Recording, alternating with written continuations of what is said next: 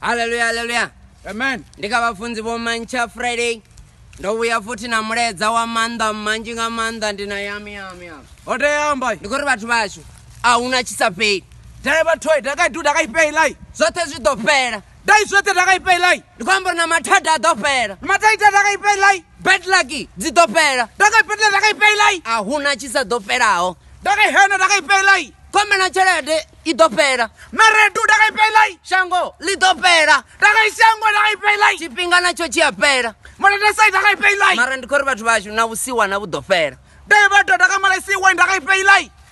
Ndivapiyo navudzora kwevudopera. Dakaihai lai.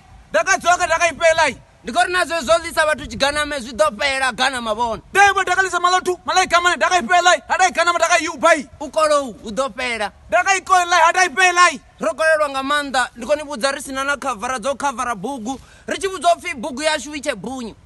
Madete dakaikoi lai. Dakaikola dakakavhara malai bhuku wajai. Rasikorekeriwa namusimara zopera.